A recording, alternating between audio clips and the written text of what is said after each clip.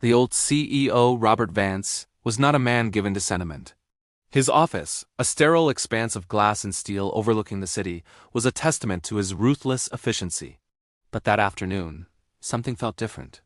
He was searching for a forgotten contract, something from a decade ago, pulling open drawers he hadn't touched in years. The air filled with the scent of old paper and stale memories, and that's when he saw it. Wedged at the very back of the lowest drawer, almost invisible, was a dusty yellowed envelope. It was out of place among the crisp modern files. He frowned, his brows knitting together in confusion. This wasn't a company document. The address wasn't for Vance Global. It was addressed to him personally, Robert Vance.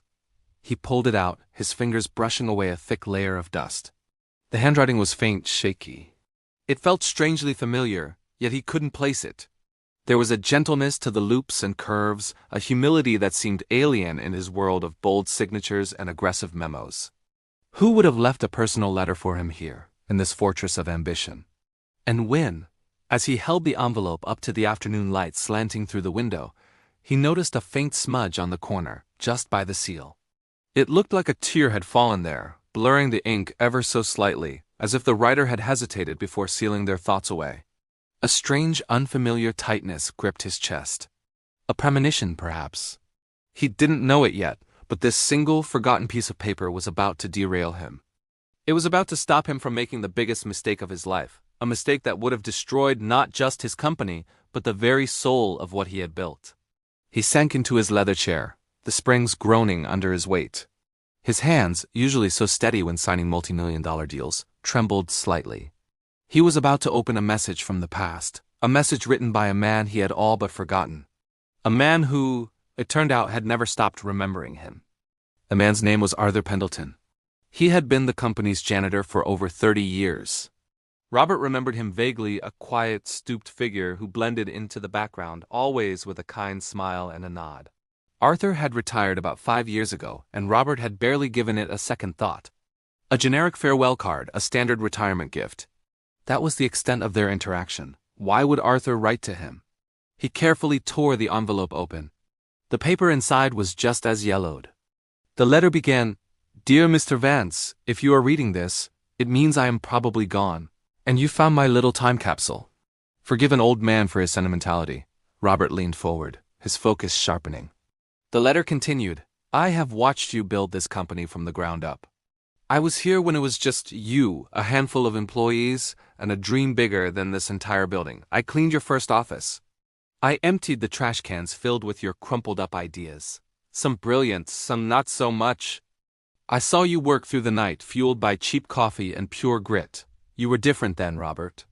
You knew everyone's name. You knew their children's names. You asked about my wife, Martha, every single morning." Robert's breath hitched. He remembered. He remembered asking about Martha's garden. He remembered Arthur bringing him a ripe tomato from that garden one summer, placing it on his desk with a proud grin. How could he have forgotten that? The letter went on. Over the years the company grew. And you grew with it. You became powerful, respected, feared, even. But somewhere along the way, the man who knew about my wife's garden disappeared. He was replaced by a CEO who saw only numbers on a spreadsheet. I saw the change, Robert. I saw it in the way you walked past people without seeing them. I saw it in the empty look in your eyes during the company holiday parties. The words felt like a physical blow.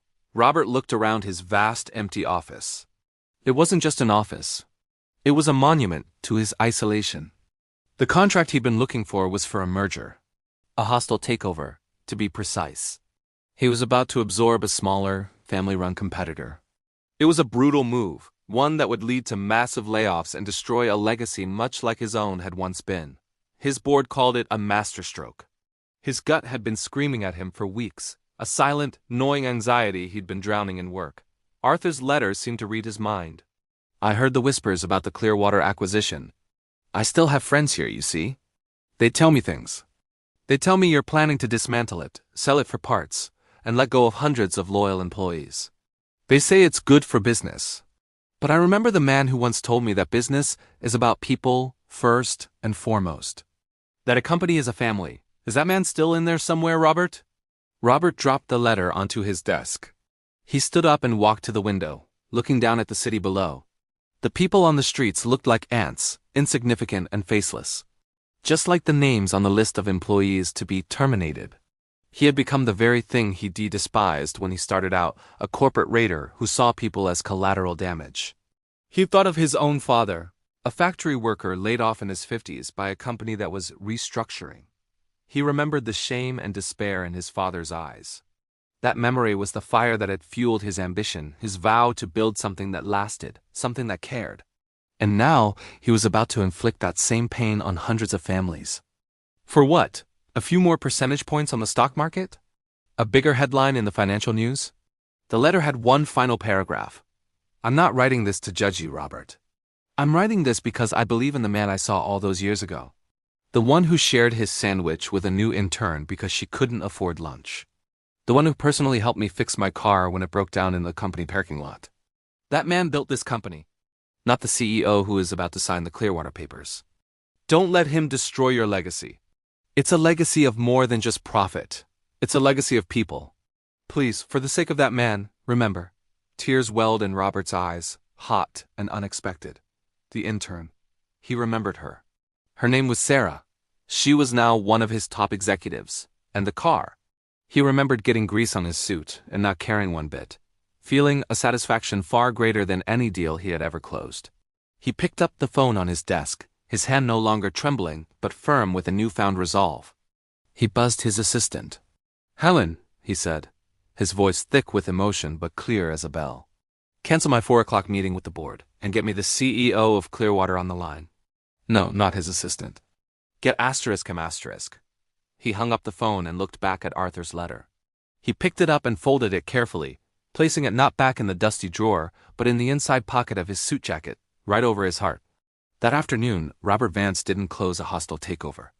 Instead, he proposed a partnership, a merger of equals that would save jobs, combine strengths, and create something better, something stronger, something human. The company didn't just change that day, it was reborn. Robert started walking the halls again. He learned the names of the new hires.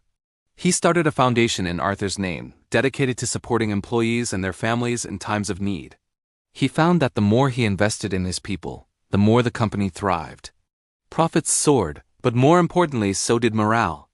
The office was no longer a sterile monument to one man's ambition, but a vibrant community of people working together. All because of a dusty, yellowed envelope and a humble janitor who dared to remind a king that he was once just a man. A man who knew the value of a homegrown tomato, a shared sandwich, and the simple, powerful act of remembering a person's name. Thanks for watching.